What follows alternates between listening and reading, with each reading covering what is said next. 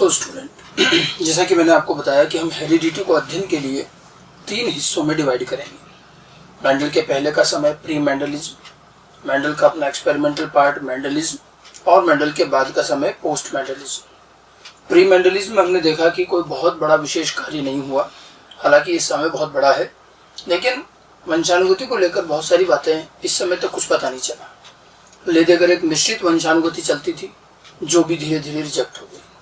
ठीक है, हमारे वंशानुगति या जेनेटिक्स का सही अध्ययन शुरू होता है मेंडेलियन जेनेटिक्स से।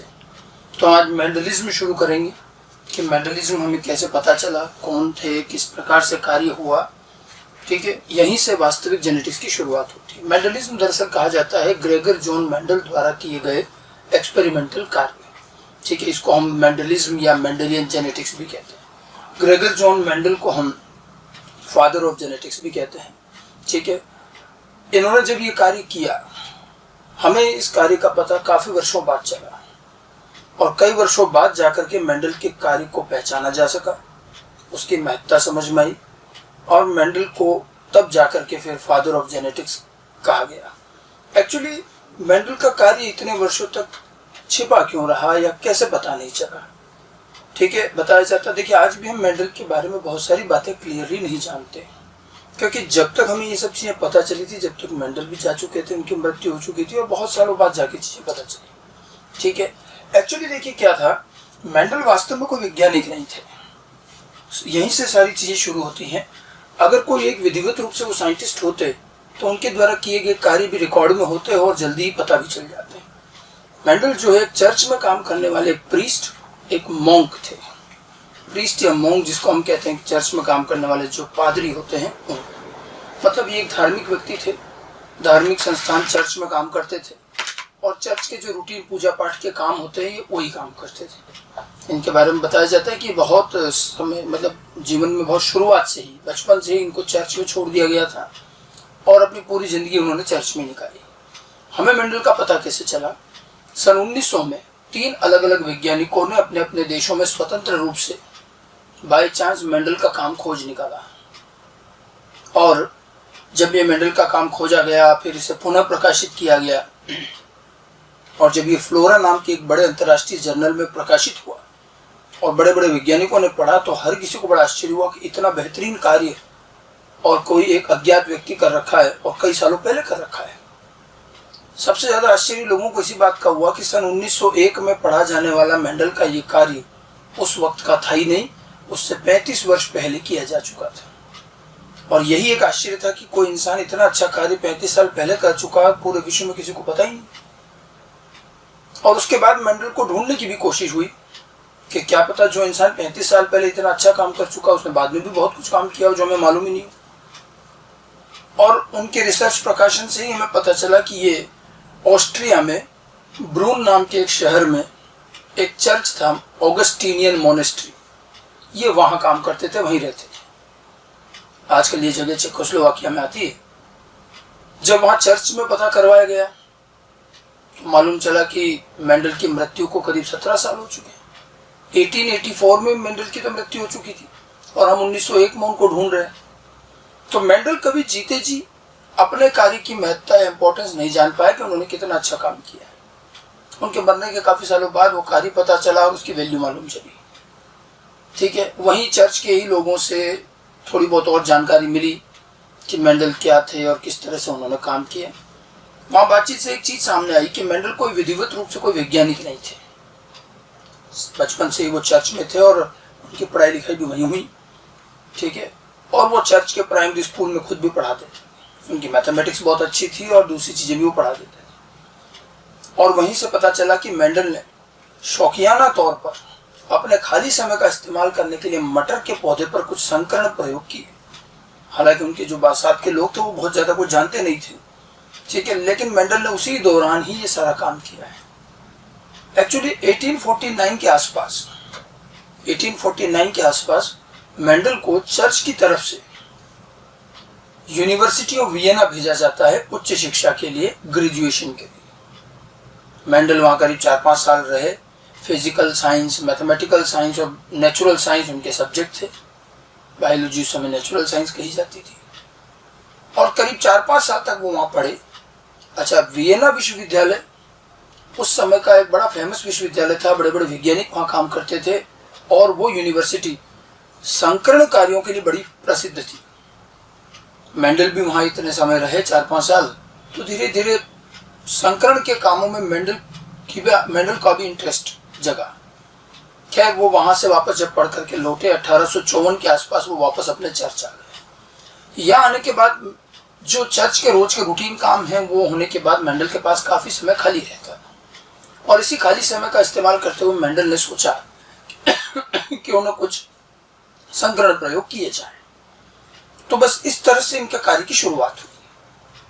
अब आप देखिए, मेंडल कोई विधिवत रूप से किसी रिसर्च लैब में किसी बड़े वैज्ञानिकों के साथ काम नहीं कर रहे थे, वो अपने चर्च में अकेले ही काम कर रहे थे। बहुत ज्यादा कुछ बायोलॉजिकल चीजें और रिसर्च माध्यम वो नहीं जानते थे। उन्होंने अपने ही तरीके से सब कुछ विकसित किया और यही वजह रही कि मेंडल इस तरह से कार्य कर गए जो उस समय किसी ने नहीं किया। मेंडल के पास स्पष्ट था, वो केवल अपने हॉबी के तौर पर काम कर रहे थे, खोने के लिए कुछ था नहीं, तो बिल्कुल एक नए तरीके से शुरुआत करी। उन्होंने संकरण जिस तरीके से किया उस तरीके से उस समय संकरण नहीं होता था। मेंडल ने अपना ही एक नया तरीका लगाया। मेंडल जानते थे भाई मुझे किसी को दिखाना तो है नहीं, कुछ मिला तो ठीक, नहीं मिला तो ठीक, और इसी तरह से उन्होंने अपने कुछ प्रयोग शुरू किए। लेकिन मेंडल काम में बड़े विधिवत रहे, बहुत व्यवस्थित रूप से काम किया और सिस्टमेटिक वे में सारा काम किया। और उन्होंने उस समय संकरण के कार्यों में कई ऐसी नई नई चीजें शामिल करी जो पहले होती ही नहीं थी। ठीक है, जैसे मेंडल ने अपने काम को बड़ा आसान रखा। जैसे उन्होंने मटर के पौधे पर काम किया तो कोई ऐसे ही नहीं ले लिया मटर का पौधा, उन्होंने अलग अलग कई पौधे और जंतुओं को ट्राई किया, फिर जाकर के मटर का चयन किया सोच समझ कर। उन्होंने जानवरों में कुत्ते, बिल्लियां, मधुमक्खियां, इन पर भी कोशिश की। पौधों में भी लबलब, बीन्स, राजमा, मटर, इन सब पर कोशिश करी और अंततः उनको मटर का पौधा सबसे उपयुक्त लगा। तो काफी सोच विचार करके उन्होंने मटर का पौधा चयन किया। अब वो यूनिवर्सिटी में वो भी थोड़ा बहुत तो देख के आए थे कि जो संकरण होता था तो क्या होता था, दो पौधों का क्रॉस कराया मान लो, और जो संतति प्राप्त हुई है उसमें सरल अध्ययन किया जाता था कि लक्षणों में क्या क्या परिवर्तन आया। अब एक जीव में ऐसे तो सैकड़ों हजारों लक्षण होंगे, तो अध्ययन करना बड़ा जटिल हो जाता था, कहाँ क्या परिवर्तन आया कुछ समझ में नहीं आता था। तो मेंडल ने अपने काम को आसान रखा। मेंडल ने पहले तय कर लिया कि भाई अपन पूरे पौधे की एक साथ अध्ययन नहीं करेंगे, इस तरह का नॉर्मली उस समय नहीं होता था।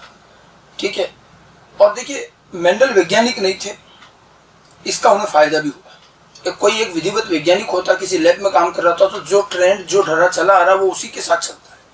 मेंडल ने अपना सब कुछ काम अपने तरीके से किया। तो उन्होंने पहले तय कर लिया कि भाई मैं सारा पौधा एक साथ अध्ययन नहीं करूंगा, मैं कुछ गिने चुने लक्षण ही अध्ययन करें।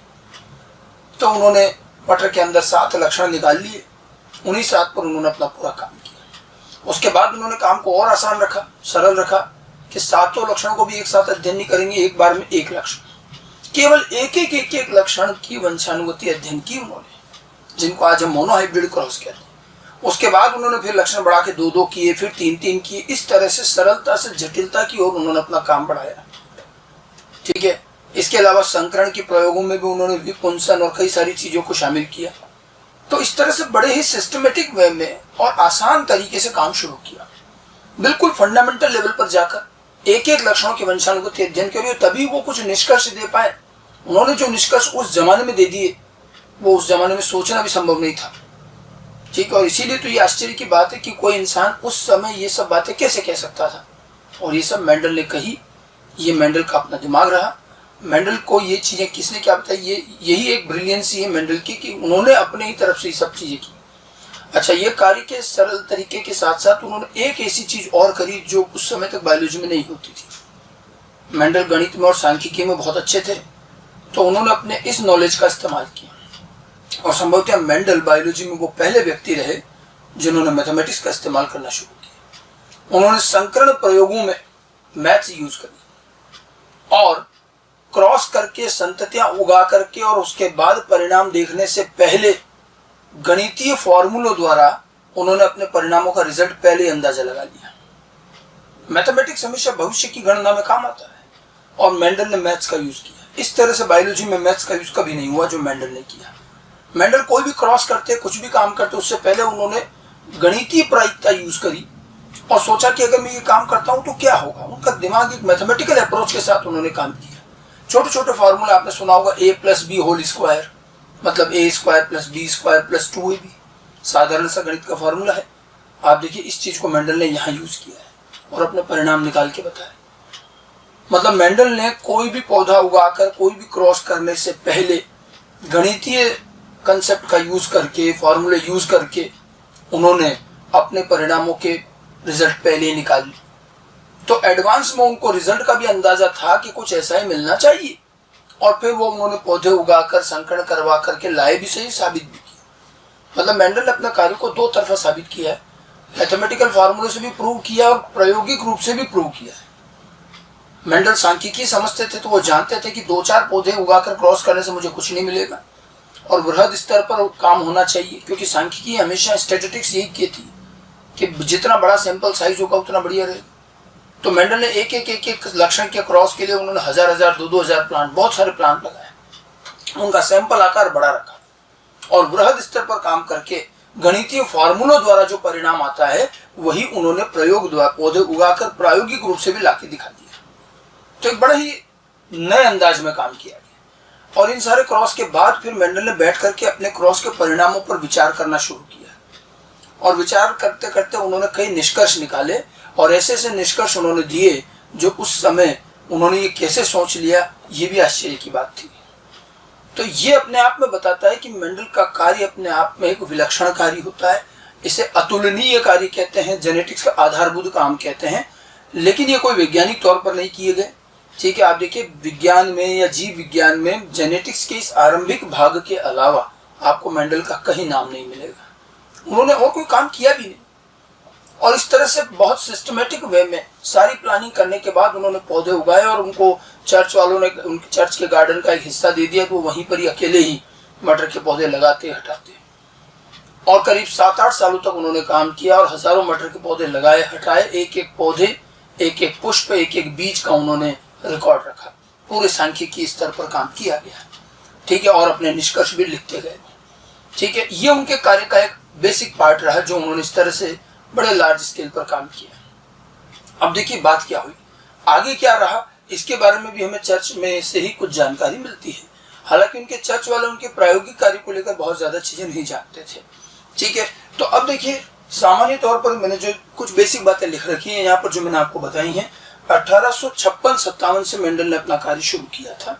एग्जैक्ट समय नहीं पता है, 56-57 ही माना जाता है, और 1863 तक उन्होंने अपना काम किया है, ज्यादा से ज्यादा 63-65 के मध्य यहीं पर। इन 7-8 सालों के दौरान मेंडल ने अपना काम किया। अब बात यह आती है कि मेंडल ने अपना कार्य इस तरह से कैसे रोक दिया। जब हम मेंडल का रिसर्च प्रकाशन देखते हैं, मेंडल का जब कार्य देखा जाता है तो उसमें दिखता है कि उन्होंने सिस्टमेटिक वे में शुरू तो बहुत अच्छे से किया है, लेकिन जो उन्होंने समापन हुआ है वो ऐसा लग रहा है जैसे जल्दबाजी में हो गया, अचानक हो गया। और मेंडल ने केवल 7-8 सालों बाद काम क्यों नहीं किया, उसके बाद उन्होंने कोई काम नहीं किया, हमें कोई और प्रयोग नहीं मिलता। ठीक है, इसके बारे में जब हम थोड़ी सी जांच की गई, हालांकि देखिए ये सब चीजें जो है वहां के लोगों द्वारा बताई गई बातें हैं, ये कोई किताबों में लिखी हुई चीजें नहीं है। ठीक है, ऐसा बताया जाता है कि मेंडल जब अपना ये कार्य कर रहे थे 7-8 वर्षों तक उन्होंने अपना ये काम किया और काफी परिणाम निकाल लिए, काफी निष्कर्ष निकाले उन्होंने। तब उनके भी दिमाग में आया कि भाई मैं तो चीजों को बहुत ज्यादा नहीं जानता हूँ, तो किसी बड़े वैज्ञानिक को दिखाया कि भाई ये कुछ काम, किसी परिणाम किसी काम के हैं या कोई खोज हुई या नहीं हुई, क्या है। और वो अपने विश्वविद्यालय यूनिवर्सिटी वापस जाते हैं जहाँ पढ़े थे। वहाँ एक बड़े प्रसिद्ध वैज्ञानिक से मिलते हैं, कार्ल नेगिली। कार्ल नेगिली का बायोलॉजी में कई जगह नाम सुनेंगे। कार्ल नेगिली भी पादप प्रजनन, कोशिका विज्ञान और संकरण जैसे कार्यों में ही संलग्न थे। उन्होंने नेगिली को जाकर अपना काम दिखाया कि भाई मैंने पिछले कुछ वर्षों में संकरण प्रयोग किए, आप देखिए जरा कुछ ठीक है कि नहीं, इनमें कुछ मतलब की बात निकलती कि नहीं। नेगिली ने जब मेंडल का काम देखा तो उन्हें बड़ा आश्चर्य हुआ कि एक विषय वस्तु को बिल्कुल नहीं जानने वाला एक अज्ञान व्यक्ति, जो कोई वैज्ञानिक नहीं है, कुछ नहीं, एक सामान्य व्यक्ति, चर्च का आदमी, और उन्होंने इतने बेहतरीन तरीके से काम किया। जिस तरीके से उन्होंने परिणाम निकाले और एक जैसे परिणाम, मेंडल के काम की खासियत यही थी क्योंकि उन्होंने गणितीय रूप से काम किया, तो बिल्कुल रिजल्ट सब में एक जैसे थे उनके, और उसके बाद उनके निष्कर्ष और सारा बड़ा व्यवस्थित काम था। तो नेगिली ने भी उनके काम की बड़ी तारीफ की कि आपने बहुत जोरदार काम किया। ठीक है, लेकिन उन्होंने साथ में काम में एक कमी थी, वो भी बताई कि भाई आपने सारा काम किया तो बहुत अच्छा है, लेकिन ये काम सिर्फ एक जीव यानी मटर के पौधे पर किया गया है। और विज्ञान में किसी एक जीव पर किए गए काम को इतनी वैधता नहीं मिलेगी। अगर आप चाहते हो कि ये अच्छे से सभी तरह माना जाए, क्योंकि इसमें ऑब्जेक्शन यही आएगा सबसे पहले कि भाई आपने मटर पे तो किया, किसी और जीव पे किया, क्या ये आपका काम बाकी जीवों पर भी लागू होता है क्या? तो उन्होंने उनको सलाह दी कि आप एक काम करो, मटर के अलावा कुछ अन्य जीवों पर भी करके देखो, अगर इसी तरह का परिणाम आते तो बहुत बड़ी खोज हो जाएगी। नेगिली की ये सलाह कतई गलत नहीं थी, बिल्कुल ठीक बात थी। मेंडल को भी ये बात समझ में आई कि हाँ ठीक है। और बातों बातों में सलाह के तौर पर उन्होंने नेगिली से पूछा, तो नेगिली ने उनको एक पौधा सुझाव दिया कि आप चाहे तो हॉकवुड पौधे पर, हिरेशियम पौधे पर काम कर सकते हैं, और अगर किसी पर करना। और मेंडल जो है नेगिली की सलाह पर अब आगे आ जाते हैं वापस, और मटर की जगह हिरेशियम पौधे पर काम शुरू करते हैं। बट हिरेशियम पौधे पर जब काम किया और एक दो एक्सपेरिमेंट किए, वहीं उनको लग गया कि उनको कोई ऐसा रिजल्ट नहीं मिलने वाला। हिरेशियम पौधे पर, हॉकवुड पौधे पर मेंडल को कोई परिणाम नहीं मिला जैसा कि मटर पर मिला था। मेंडल वैज्ञानिक नहीं थे, एक धार्मिक व्यक्ति थे। वो इस चीज से बड़े ही परेशान हुए। उनको लगने लग गया कि मेरा कार्य सिर्फ मटर पर ही लागू होता है, बाकी किसी जीव पे तो चलता ही नहीं। तो उन्होंने अपनी तरफ से जल्दी हार मान ली और सोच लिया कि भाई ये काम को ज्यादा इंपॉर्टेंट नहीं है, छोड़ो। और उन्होंने आगे काम किया नहीं, न कभी नेगिली से मिले या न कभी हिरेशियम के अलावा दूसरे जीव पर ट्राई किया, ऐसा कुछ नहीं किया। और उन्होंने अपनी 7-8 सालों की इतनी अच्छी मेहनत और जो इतना बढ़िया काम किया, और उसको अचानक ही वहीं बंद कर दिया कि अब आगे नहीं करेंगे। और उसके बाद उन्होंने जीवन में आगे कोई काम किया भी नहीं। अब यहाँ एक वैज्ञानिक दृष्टिकोण नहीं होने की कमी साफ दिखाई दी। मेंडल अगर एक वैज्ञानिक होते तो वैज्ञानिक बड़े एग्रेसिव होते, वो आसानी से हार नहीं मानते जैसे मेंडल ने कर लिया। मेंडल को भी ऐसे वैज्ञानिक सोचना चाहिए था कि भाई अगर मान लो हिरेशियम पर परिणाम नहीं मिला तो फिर मटर पे क्यों मिला। और अगर वो लगे रहते, कुछ अन्य जीवों को और लेकर के काम करते, तो निश्चित रूप से वो आगे कई काम कर जाते। लेकिन मेंडल ने इतना कुछ नहीं किया, और बड़े ही, वो तो एक सीधे साधे व्यक्ति थे, धार्मिक व्यक्ति थे, उन्होंने अपना काम छोड़ दिया। तो उन्होंने उसके बाद कोई ज्यादा काम किया भी नहीं। और इस तरह से मेंडल का काम मटर पर जो किया बस उसके बाद आगे मिलता नहीं है। तो मेंडल के कार्यों में एक बड़ी खास बात हमें यही नजर आती है कि उनका काम इसी तरह से बीच में रुक गया। ऐसी कुछ बातें पता चलती हैं, ठीक है। तो यही मैंने आपको बता रखा कि मेंडल ने मटर को लेने से पहले कई जीवों को काम किया, उसको परखा, उसके बाद मटर पर काम करने का निश्चय किया, ठीक है। और कई नए तरीकों का उन्होंने इस्तेमाल किया था जो उस समय उपयोग में नहीं आते थे। जैसे उन्होंने एक तो सीमित लक्षणों पर कार्य करना शुरू किया, एक लक्षण, दो लक्षण पर, ठीक है। पहली बार गणित का इस्तेमाल किया गया, ठीक है। और वृहद स्तर पर क्रॉस किया गया, सांख्यिकी का उपयोग किया गया, वृहद स्तर पर क्रॉस किए। मेंडल की कुछ खास बातें थी, ठीक है। लेकिन उसके बाद मेंडल का जो कार्य था, मेंडल का कार्य किसी तरह से प्रकाशित जरूर हो गया। हालांकि उन्होंने काम तो रोक दिया था, ठीक है। मेंडल ने अपने परिणामों के आधार पर कुछ महत्वपूर्ण निष्कर्ष भी दिए, और इन्हीं निष्कर्षों से बाद में वंशानुगति के नियम बने हैं। मेंडल के निष्कर्ष इतने बेहतरीन थे कि उनसे नियम बने हैं। लेकिन उस समय फिर मेंडल ने जो है काम रोक दिया, और उसकी वजह क्या थी कि कार्ल नेगिली की सलाह पर मेंडल ने हॉकवुड पौधे पर भी काम किया, लेकिन उस पर उनको मटर जैसे परिणाम नहीं मिले, ठीक है। और इसीलिए बस इसी वजह से उन्होंने अपने काम को ज्यादा आगे नहीं बढ़ाया, वहीं रोक दिया गया। अब बात आती है कि अगर ये यूं ही रुक गया होता तो हमें आज भी नहीं मिलता। किसी तरह से मेंडल का ये कार्य एक रिसर्च जर्नल में प्रकाशित हो गया। ये बात 1865-66 की है करीब, ठीक है। मेंडल जहाँ काम करते थे उसी शहर में वैज्ञानिकों का एक समूह था, एक ऑर्गेनाइजेशन था। ऐसे वैज्ञानिकों के समूह हर जगह होते हैं, और ये लोग साल भर में अपनी एक वर्कशॉप और अपना कॉन्फ्रेंस रखते हैं, जिसमें हर वैज्ञानिक ने जो भी नया काम किया है वो रिसर्च को एक दूसरे को बताते हैं, आदान प्रदान होती है चीजें, और रिसर्च जर्नल में फिर नई नई रिसर्च छप के आती है। एक तरीका है साइंस का। तो नेचुरल हिस्ट्री सोसाइटी नाम की एक सोसाइटी थी। उस सोसाइटी ने मेंडल को भी आमंत्रित किया। जानते थे वो कि मेंडल भी कुछ कार्य कर रहे हैं काफी वर्षों से। मेंडल 1865-1866 के उस कॉन्फ्रेंस में वहां जाकर के उन्होंने जितना उन्होंने काम किया था वो वहां उपलब्ध वैज्ञानिकों को उन्होंने समझाया, बताया कि मैंने क्या काम किया है, ठीक है। हालांकि ऐसा बताया जाता है कि उस कॉन्फ्रेंस में मेंडल की बातों से बहुत कम लोग सहमत हुए। मेंडल का जिस तरह का काम था वो अपने आप में एक नई चीज थी। जितनी मैथमेटिक्स और जितना कुछ उन्होंने यूज किया था बड़े स्तर पर, सांख्यिकी का उपयोग, तो जीव विज्ञानियों के लिए एक नई बात थी। मैथमेटिक्स का इस तरह से इस्तेमाल बिल्कुल नया था। और मेंडल ने जो अपने निष्कर्ष दिए उस पर भी लोग उनसे सहमत नहीं हुए, और इसीलिए मेंडल को थोड़ा पहले लग भी रहा था कि उनका काम सारे जीवों पे नहीं चलता, और जब उन्होंने इसको प्रेजेंट किया तो उनमें कई ऑब्जेक्शंस आए जिसका मेंडल सही ढंग से जवाब नहीं दे पाए। उनके मन में भी ये हो गया कि मैं अपने कार्य को बहुत ज़्यादा समझा नहीं पाऊँ। लेकिन खैर उस पूरी कॉन्फ्रेंस के डिस्कशन के बाद जो जर्नल प्रकाशित हुआ, उस जर्नल में मेंडल का कार्य प्रकाशित जरूर हो गया एक चैप्टर के रूप में। जब मेंडल ने अपना पूरा कार्य लोगों को बताया तो उनमें से कई लोगों को तो मेंडल का काम समझ में नहीं आया। कई लोगों ने बहुत गंभीरता से लिया भी नहीं, क्योंकि मेंडल चर्च से आए हुए व्यक्ति थे और वैज्ञानिकों को थोड़ा सा ये था कि भाई चर्च का व्यक्ति क्या विज्ञान का काम करेगा। और कुछ लोगों ने मेंडल के काम में बड़ी गंभीरता दिखाई, रुचि दिखाई, लेकिन वो भी मेंडल की कई निष्कर्षों पर उनसे सहमत नहीं हुए। जैसे मेंडल ने कहा था कि जीवों में एक इकाई होती है जो लक्षण निर्धारित करती है, जिसको उन्होंने कारक नाम दिया था। आज हम उसे जीन कहते हैं। तो लोगों ने उनसे कारकों की उपस्थिति का प्रमाण मांगा। आप कहते हो कारक है, तो कारक जीवों में कहाँ है बताओ, किस पदार्थ का वो बना है, कहाँ है। मेंडल उसकी उपस्थिति का कोई प्रमाण नहीं दे पाए, प्रयोगों से उन्होंने अंदाजा लगाया था। तो इस चीज का उनके पास कोई प्रमाण नहीं था।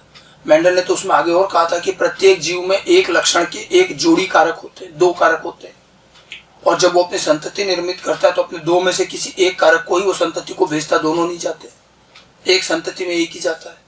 जब मेंडल ने ये बातें कही तो लोगों को उनकी बात भरोसा नहीं हुआ। ये बड़ी हाइपोथेटिकल बातें लगी। कारण ये था कि देखिए, मेंडल ने जब ये बात कही उस समय दुनिया में कोई भी सेल डिवीजन नहीं जानता था, माइटोसिस मियोसिस किसी की खोज नहीं हुई, गुणसूत्रों के बारे में कोई जानकारी नहीं थी। और आप देखिए, बिना मियोसिस को जाने मेंडल ने कहा तो यही ना कि एक जीव में लक्षण के 2 कारक होते हैं, वो डिप्लॉइड होने की बात कर रहे हैं।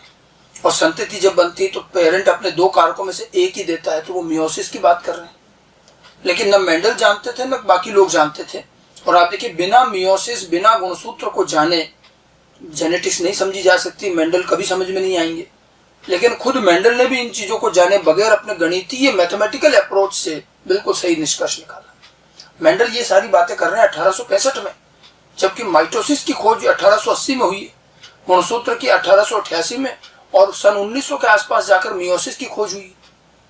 मतलब मेंडल के कार्यों को समझने के लिए जिन चीजों की जरूरत होती है उनमें से कुछ भी उस समय तक खोजा नहीं जा सका। और बिना ये सब जाने भी मेंडल ने बड़े बेहतरीन तरीके से कार्य किया और सही निष्कर्ष दिए, लेकिन बाकी वैज्ञानिक नहीं समझ पाए। और ये सब चीजें तब समझ में आई लोगों को जब मियोसिस की खोज हुई। तो ये अपने आप में बड़ा आश्चर्य की बात है कि मेंडल अपने वक्त से बहुत आगे चल रहे थे, ठीक है, और इसीलिए मेंडल को उस समय समझा नहीं जा सका। तो काफी सारा डिस्कशन हुआ, ठीक है। मेंडल ने कहा था कि कारक जो होते हैं वो हर कारक एक लक्षण बनाता है, मिक्स नहीं होता है, अपना अपना लक्षण बनाते हैं, लंबे और बौने का क्रॉस करते हैं, लंबा आता है, इस तरह की बातें। अच्छा, उस समय मिश्रित वंशानुगति भी चलती थी पहले। कुछ वैज्ञानिकों ने कहा कि भाई मिश्रित वंशानुगति के कुछ उदाहरण तो मिलते ही है ना, कि लंबे और बौने से कई बार मध्य की संतति आती है, लाल और सफेद से गुलाबी पुष्प भी आते हैं। तो मेंडल प्रकृति में मिलने वाली इस तरह की आभासी सततता या ये मध्य की चीजों को भी नहीं समझा पाए। अब देखिए, यूं तो जेनेटिक्स में बहुत सारी बातें हैं, सब मेंडल कहाँ से समझा पाते। तो इसलिए एक तरफ मेंडल को भी ये हुआ कि मैंने कोई बहुत बड़ा काम नहीं किया, इसमें खूब सारी चीजें हैं जो मुझे पता नहीं है। वैज्ञानिकों ने भी उनके काम को बहुत गंभीरता से नहीं लिया, हालांकि उस जर्नल में उनका काम प्रकाशित हो गया। तो 1866 के आसपास ये जर्नल प्रकाशित हुआ था, annual proceedings of natural history society, ये जर्नल का नाम है। ये जर्मन भाषा में छपता था, जर्मन भाषा में छपा, और पादप संकरण के नाम से एक चैप्टर मेंडल का काम प्रकाशित हो गया। अब ये जर्नल को बहुत बड़ा जर्नल नहीं था और जर्मन भाषा में और था, तो मेंडल के काम की बहुत ज्यादा लोगों को जानकारी नहीं हुई। मेंडल के काम के प्रकाशन के बाद मेंडल को अपने कार्य का न तो कोई प्रतिक्रिया नहीं मिली, न कोई आलोचना, न कोई बड़ाई, कुछ भी नहीं, न कोई क्रिटिसिज्म मिला, न कोई एप्रिसिएशन, कुछ नहीं मिला। मेंडल के काम को एक तरह से इग्नोर कर दिया। मेंडल भी लगभग सोच चुके थे और उसके बाद उन्होंने जीवन में आगे कोई काम किया भी। तो इस तरह से मेंडल ने कुछ वर्षों में अपना काम किया और किसी तरह से वो एक जर्नल में प्रकाशित हो गया। उसके बाद मेंडल कोई आगे काम नहीं करते और 1884 में किडनी रोग की वजह से उनकी डेथ हो जाती है, ठीक है। तो ये जो चीज थी, ये मेंडल का काम यहीं तक किस तरह से हुआ ये मैंने आपको बताया, ठीक है। इनके कार्यों पर किसी तरह का ध्यान नहीं गया और ये कार्य कई वर्षों तक अज्ञात रहे। अब क्या हुआ, देखिए, ये तो काम हो गया और चलो, किस्मत की बात ये थी कि किसी भी तरह के एक जर्नल में वो प्रकाशित हो गया। अब देखिए, जर्नल में प्रकाशित होने का फायदा क्या है ये जर्नल जो होते हैं बड़े बड़े विश्वविद्यालयों की जो बड़ी बड़ी लाइब्रेरी होती है वहाँ सब जगह जाते हैं, और हर लाइब्रेरी में सारे जर्नल को ईयर बाइज ईयर जमा के और संभाल के रखा जाता है। इवन आज भी आप किसी अच्छी लाइब्रेरी में जाएं तो 100 साल 200 साल पुराने जर्नल भी मिल जाएंगे, और उस समय के लोगों ने जो काम किया वो प्रकाशन रहता है। तो प्रकाशित होने के बाद संरक्षित रहती चीजें लाइब्रेरीज वगैरह में रहती है। और इसी वजह से कई वर्षों बाद ही सही मेंडल का काम पुनः पता चला। 3 वैज्ञानिक अपने अपने देशों में स्वतंत्र रूप से बिना एक दूसरे को जाने अपना अपना काम कर रहे थे। सन 1900 की बात है, और ये भी कुछ मेंडल की तरह ही अपने जीवों पर संकरण प्रयोग कर रहे थे। और देखिए, जैसा कि रिसर्च की एक परंपरा है कि जब आप किसी चीज पर कार्य करते हो, संकलन कर रहे हो या कोई भी काम कर रहे हो, तो आपको सलाह दी जाती है कि आप एक काम करो, लाइब्रेरी जाकर के पुराने जर्नल देख लो कि आप पता चला जिस पे काम कर रहे हो, जो रिसर्च पर शुरू करना चाह रहे हो, ऐसा काम किसी ने पहले ही कर रखा है, तो आपका मेहनत करना बेकार हो जाएगा। तो पहले किस तरह के काम हो चुके हैं और आप क्या करने जा रहे हो, आपको भी उससे मदद मिल सकती है, और पता भी रहेगा कि भाई जो मैं करना जा रहा हूँ वो किसी ने नहीं किया, तभी तो काम करे, तभी तो रिसर्च कहलाई। तो जब इन 3 लोगों ने संकरण संबंधी पुराने जर्नल निकाले तो वहां उनको मेंडल का इस जर्नल पुनः हाथ लगा, और जब उन्होंने चैप्टर पढ़ा मेंडल का तो तीनों को बड़ा आश्चर्य हुआ कि भैया इतना अच्छा काम, बेहतरीन काम पहले हो रखा है 35 साल पहले, और जो उन्होंने काम करने का सोचा वैसा वो भी नहीं था जो मेंडल कर चुके। तो मेंडल तो उनसे कई अच्छा काम पहले कर चुके थे, और उन्हें लगा कि भैया ये तो पहले हो चुका, हमें तो इसके आगे कुछ काम करना चाहिए। और इन तीनों ने पूरी ईमानदारी से मेंडल के नाम को आगे रखते हुए इस कार्य को वापस सभी लोगों को बताने का प्रयास किया, और इसी तरह से मेंडल का काम पुनः प्रकाशित हुआ। रिसर्च में, साइंस में पुनः प्रकाशन कभी कभार होता है, बहुत ही जरूरी चीज है तो होता है, मेंडल उसी श्रेणी में आए। ठीक है, तो अब देखिए सन 1900 में 3 वैज्ञानिकों द्वारा स्वतंत्र रूप से उनके कार्य की पुनर्खोज की। ये 3 वैज्ञानिक थे Hugo de Vries, Carl Correns और एरिक वॉन शेमेल। ह्यूगो डी वेरिस एक बड़े फेमस साइंटिस्ट हैं। ठीक है, ये हॉलैंड के हैं, नीदरलैंड हॉलैंड के। ओइनोथिरा लेमार्कियाना पर काम किया। इन्होंने म्यूटेशन टर्म दिया था, और इवोल्यूशन का एक बड़ा फेमस थ्योरी डार्विन के बाद इन्होंने दी थी, म्यूटेशन थ्योरी ऑफ इवोल्यूशन। ठीक है, तो ये ओइनोथिरा पौधे पर काम कर रहे थे। कार्ल कोरेंस जर्मनी के थे। ठीक है, और ये मक्का के पौधे पर और मिराबिलिस पौधे पर काम कर रहे थे। और शेमेल जो है ऑस्ट्रिया के थे, पुष्पीय पौधों पर इनका काम था। तो ये तीनों अलग अलग जगहों पर अलग अलग पौधों पर अपना संकरण कार्य कर रहे थे, और इसी दौरान उनको मेंडल का संकरण का वो एक्सपेरिमेंट पुराना जर्नल हाथ लगा। जब उन्होंने इसे पढ़ा और एक अंतर्राष्ट्रीय कॉन्फ्रेंस में जब ये एक साथ मिलते हैं, तब इन्होंने निष्कर्ष किया कि भाई ये जो भी व्यक्ति है मेंडल, इन्होंने बहुत अच्छा काम कर रखा और ये सभी लोगों को बताना चाहिए। क्योंकि उस समय तक भी संकरण प्रयोगों को कैसे किया जाए, कैसे निष्कर्ष आएंगे, क्या परिणाम रहेंगे, ये कुछ चीजें बहुत व्यवस्थित थी नहीं। मेंडल ने काम करने का एक तरीका बताया। आप देखिए, मेंडल ने काफी रिस्क लेके काम किया, क्योंकि एकदम से नई चीजें लाया। हो सकता है मेंडल को कुछ नहीं मिलता, आमतौर पर वैज्ञानिक ऐसे रिस्क नहीं लेते, लेकिन मेंडल कोई वैज्ञानिक थे नहीं, उन्हें कोई ऐसा बड़ा खोज करनी नहीं थी। उन्होंने अपने हिसाब से काम किया और बहुत अच्छा काम कर गए। जिस तरह से गणित का इस्तेमाल किया गया, जिस तरह से निष्कर्षों को निकाला गया, परिणामों को देखकर निष्कर्ष निकाले गए, ये सब बातें अपने आप में बड़ी विशिष्ट थी। अच्छा, पहले लोगों को काम समझ में नहीं आया, लेकिन इन तीनों को मेंडल का काम समझ में कैसे आ गया? उसकी वजह है कि जब ये काम देख रहे हैं, उससे पहले माइटोसिस, मियोसिस, गुणसूत्र सब खोजे जा चुके थे। तो अब जब वो मेंडल का काम पढ़ रहे हैं, तो ये मियोसिस जानते थे कि जोड़े में है और उसमें से संतति में एक जा रहा है, तो इन्हें समझ में आ रहा है मियोसिस हुआ होगा, और इसीलिए इनको मेंडल के कार्य की महत्ता समझ में आई। और ऐसे में ह्यूगो डी वेरिस ने पहला अपना प्रयास किया, जर्मन भाषा में छपे हुए इस काम का अंग्रेजी में अनुवाद कराया और एक बड़े अंतर्राष्ट्रीय जर्नल फ्लोरा में पुनः प्रकाशन कराया। पुनः प्रकाशन तभी होता है जब काम बहुत ही इंपॉर्टेंट हो। फ्लोरा में जब पुनः, फ्लोरा जो है वनस्पति विज्ञान बॉटनी का बड़ा अंतर्राष्ट्रीय जर्नल है जो आज भी आता है, और उसमें बड़ी बड़ी खोज ही छपती है। फ्लोरा में प्रकाशित किया गया। अब ये जर्नल इतना बड़ा था कि हर बड़े वैज्ञानिक के पास ये जर्नल जाता था। हर बड़े वैज्ञानिक उस समय के जो थे, उन्होंने मेंडल का काम पढ़ा और सभी को बड़ा आश्चर्य हुआ कि इतना बेहतरीन काम किसी के दिमाग में नहीं आया, इन्होंने कर रखा है। तो एक तो पुनः प्रकाशन किसने कराया, इस पर प्रश्न आता है।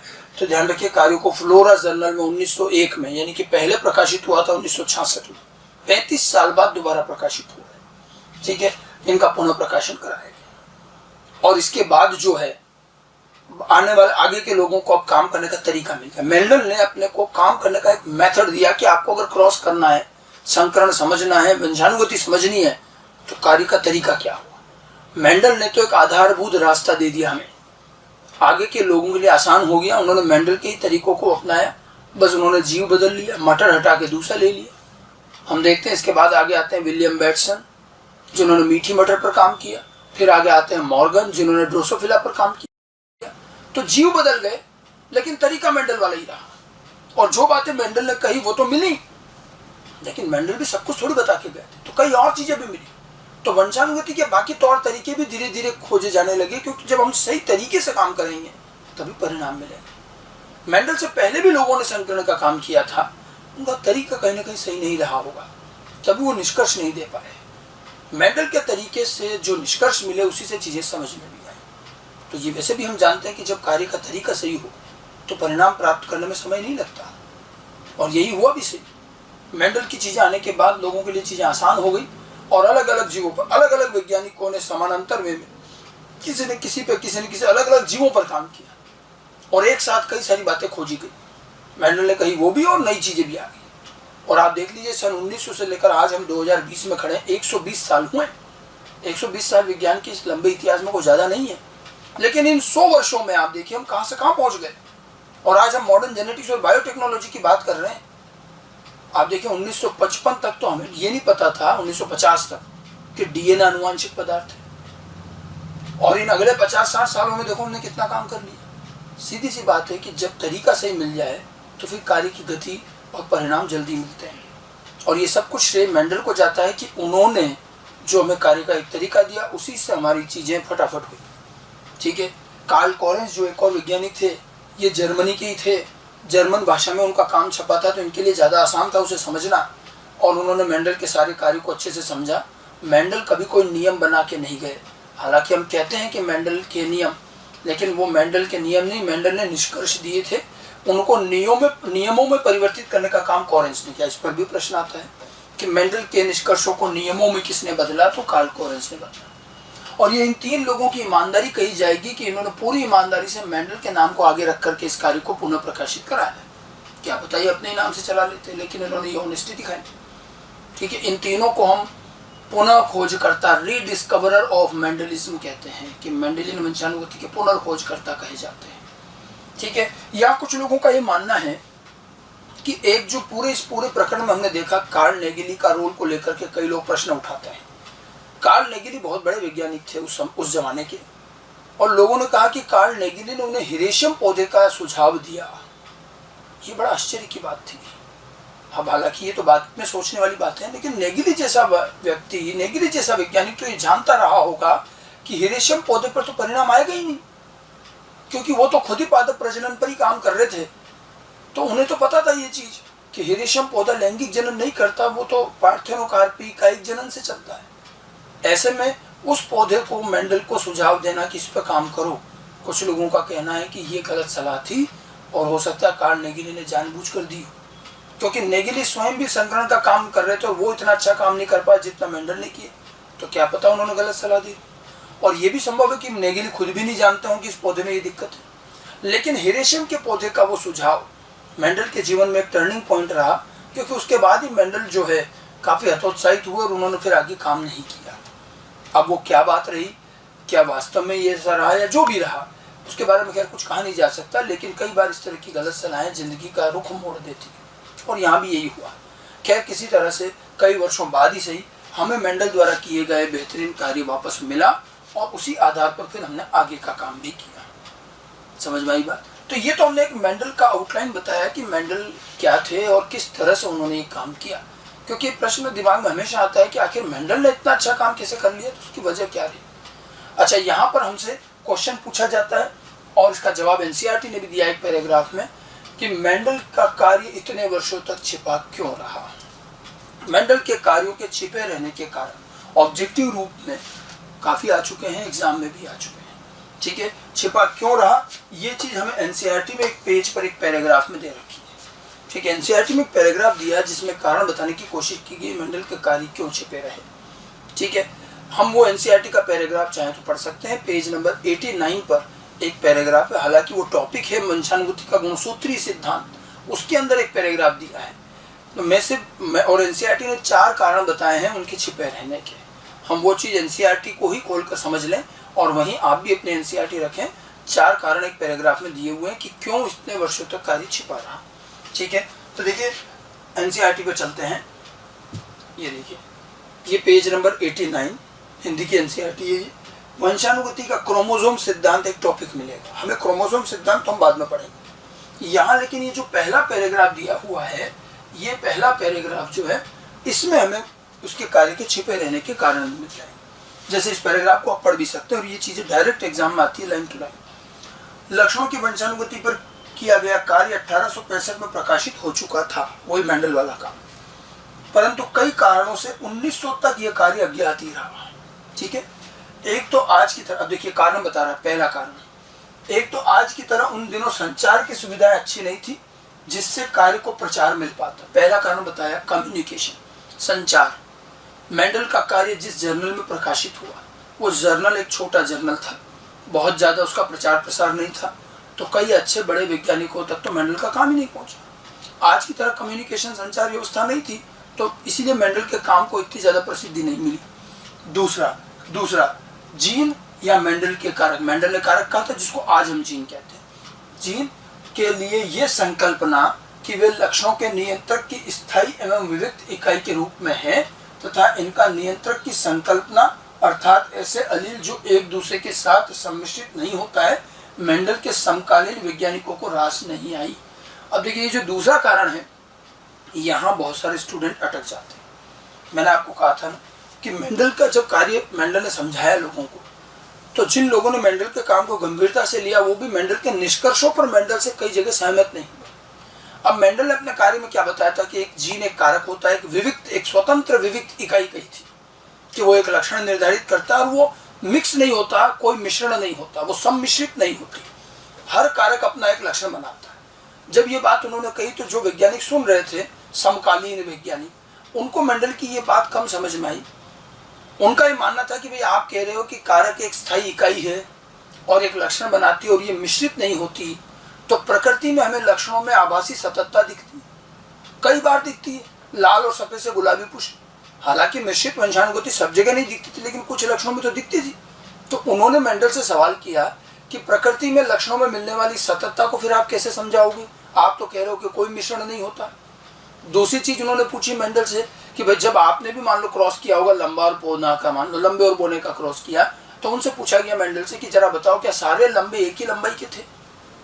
तो ये बात मेंडल ने भी मानी कि नहीं, कोई 1-2 इंच छोटा था, कोई 1-2 इंच बड़ा था, मैंने औसत आधार पर सबको लंबा मान लिया।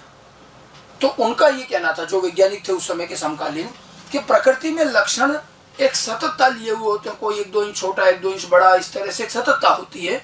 आपके जीन और कारक के आधार पर तो हम ये समझ ही नहीं सकते। ये एक बड़ा अच्छा ऑब्जेक्शन था जो मेंडल के समकालीन वैज्ञानिकों द्वारा उठाया गया, जिसको मेंडल नहीं समझा पाए थे। ठीक है, आज हम जानते हैं कि कई बार सब में लंबेपन का जीन होते हुए भी लंबाई समान क्यों नहीं आती। तो मैंने आपको बताया था लक्षणों का प्रदर्शन केवल जीन होने पर निर्भर नहीं करता।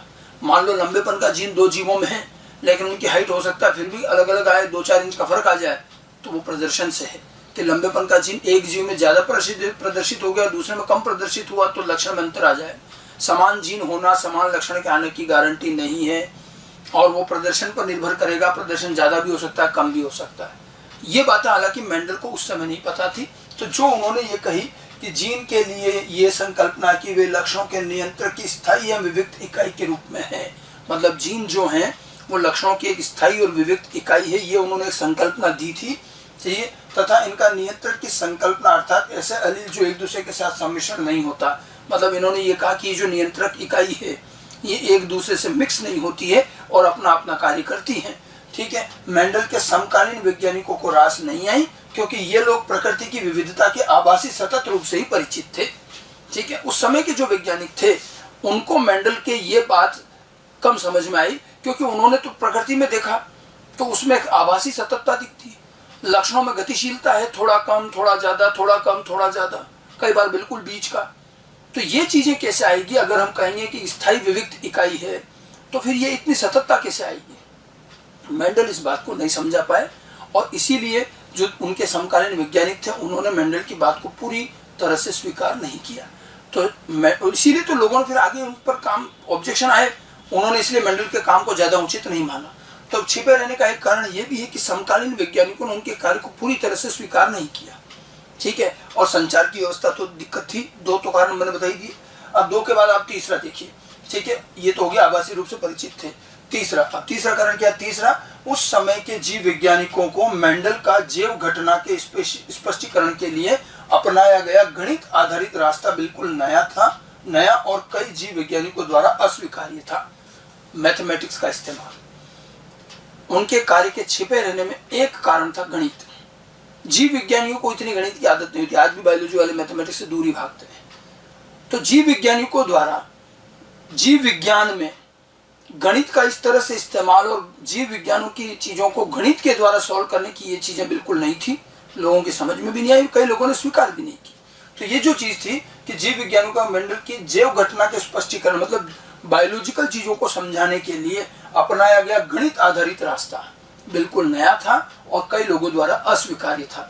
तो गणित का रास्ता नया था, समझ में कम आया लोगों ने एक्सेप्ट नहीं किया, इसलिए भी ये कार्य जो है थोड़ा सा अपेक्षित रहा, उस पर ध्यान नहीं दिया गया, छिपा रहा।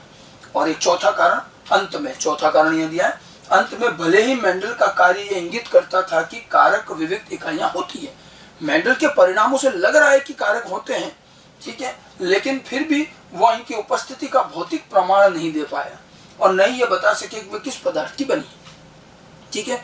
हालांकि परिणामों से लग रहा है कि कोई इकाई होती है, लेकिन मेंडल अपने इन कारकों का कोई प्रमाण, सीधे तौर पर कोई प्रमाण नहीं दे पाए। लोगों ने पूछा ये कहाँ होती है तो बता नहीं पाए कहाँ होती, किस चीज की बनी है वो नहीं बता पाए, तो कारकों का वो प्रमाण नहीं दे पाए। तो ये इस पैराग्राफ में 4 कारण दिए हैं जिस वजह से मेंडल का काम इतने वर्षों तक अज्ञात रहा। पहला कारण संचार व्यवस्था अच्छी ना होना, दूसरा कारण मेंडल के कारकों की जो अवधारणा थी उसका समकालीन वैज्ञानिकों द्वारा स्वीकार न किया जाना, तीसरा कारण क्या था, गणित का जिस तरह से इस्तेमाल किया गया वो बिल्कुल नया था और लोगों की समझ में कम आया, चौथा कारण उन्होंने कारकों की उपस्थिति का कोई भौतिक प्रमाण नहीं दिया कि वो कहाँ होते हैं और किस पदार्थ के बने, वो कुछ नहीं बताया। तो ये 4 कारण बताए गए, ठीक है। हालांकि इन 4 कारणों के अलावा भी हम अगर 1-2 कारण और जोड़ना चाहें, कई बार ये अगर हम 12th का एग्जाम देते हैं तो बोर्ड में पूछ लिया जाता है, तो 4-5 कारण आने चाहिए। एक तो एनसीईआरटी के ये कारण तो लिखने ही आने चाहिए। इसके साथ साथ एक चीज और ध्यान रखिएगा, मेंडल वैज्ञानिक नहीं थे, मेंडल में वैज्ञानिक दृष्टिकोण की कमी थी, ये भी एक कारण उनके छिपे रहने में गिना जा सकता है। क्योंकि एक वैज्ञानिक जो होता है वो अपने कार्य में इतनी आसानी से हार नहीं मानता, लेकिन मेंडल क्योंकि वैज्ञानिक नहीं थे तो उन्होंने जल्दी सारी चीजें छोड़ दी, उन्हें खुद अपने कार्य पर इतना भरोसा नहीं था। मेंडल को स्वयं को अपने परिणामों पर अधिक विश्वास नहीं था, ठीक है, वो वैज्ञानिक दृष्टिकोण की उनमें कमी थी। एक कारण आप ये भी जोड़ लें, और एक कारण और ले सकते हैं, जिस पूरे समय में ये काम हुआ मेंडल का, ये वही समय था जब चार्ल्स डार्विन बड़े प्रसिद्ध हुआ करते थे। मेंडल और चार्ल्स डार्विन समकालीन वैज्ञानिक हैं। मेंडल तो खैर वैज्ञानिक ही नहीं है, कोई जानता भी नहीं था।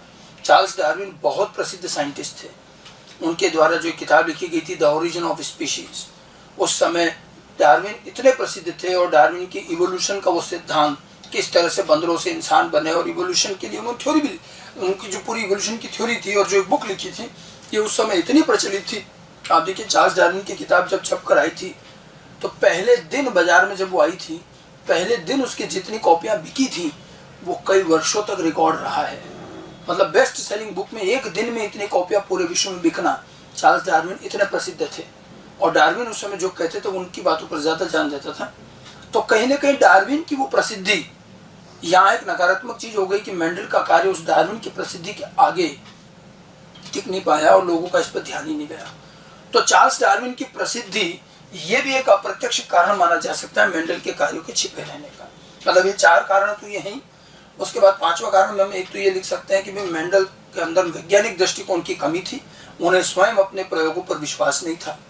और एक छठा कारण दे सकते हैं कि चार्ल्स डार्विन की प्रसिद्धि की वजह से भी मेंडल के कार्यों पर लोगों का ध्यान नहीं गया। ये 2 चीज़ें आप इसमें और जोड़ लें, बाकी ये 4 कारण एनसीईआरटी में भी दे रखे हैं, ठीक है। इसके बाद जो पैराग्राफ की आगे की चीज़ें वो सब गुणसूत्री सिद्धांत है। जैसे ये तो लिखा 1900 में 3 वैज्ञानिक डी विरीज, कॉरेंस, शेमक ने स्वतंत्र रूप से वंशानुगति संबंधी मेंडल के कार्यों की पुनर्खोज की। अब इसके बाद जो आगे की चीज है वो सब के सब क्या है, वो सब आगे वंशानुगति के गुणसूत्री सिद्धांत में आएगा। केवल मेंडल के कार्यों के छिपे रहने के लिए ये एक पैराग्राफ का जो पार्ट है ये आप ध्यान रखिएगा, ठीक है। तो ये तो मैंने जो आज आपको बताया ये मेंडल का एक जनरल इंट्रोडक्शन था कि मेंडल ने किस प्रकार से कार्य किए और कैसे वो कार्य हमें पता चल पाए, ठीक है। अब हम अगले सेगमेंट में मेंडल द्वारा किए गए प्रयोगों पर आएंगे कि किस तरह से उन्होंने लक्षण लिए और कैसे उन्होंने क्रॉसेस किए, ठीक है।